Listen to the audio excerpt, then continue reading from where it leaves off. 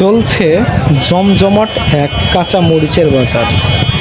এখানে স্থানীয় কৃষক, যে সকল কৃষক এই মরিচ চাষ করে, এই সকল কৃষকগুলোই এই মরিচ বাজারে নিয়ে আসে এবং সরাসরি পাইকারের কাছে বিক্রয় করে থাকে।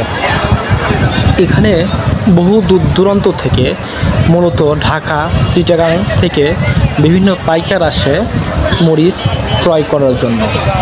বলা যায় যে এই বাজারের মরিচ সমগ্র বাংলাদেশেই বিক্রয় হচ্ছে হাটে বাজারে।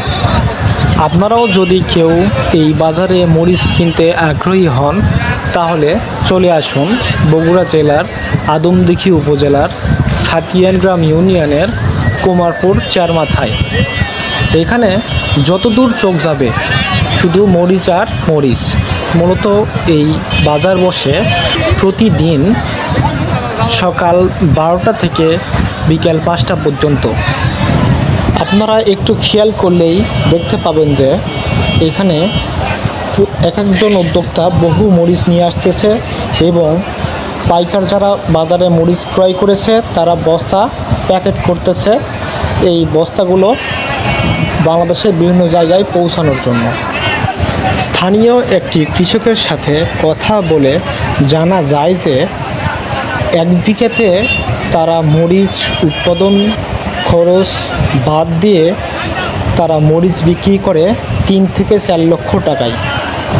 আর হ্যাঁ বন্ধুরা, আপনারা যারা এই বাজারে মরিচ ক্রয় করতে আসবেন, আপনাদের জন্য একটি সুখবর আছে। সেটা হলো যে এই বাজারে মরিচ ক্রয় এবং বিক্রয় করতে কোনো খাজনার প্রয়োজন নেই বা খাজনা দিতে হয় না।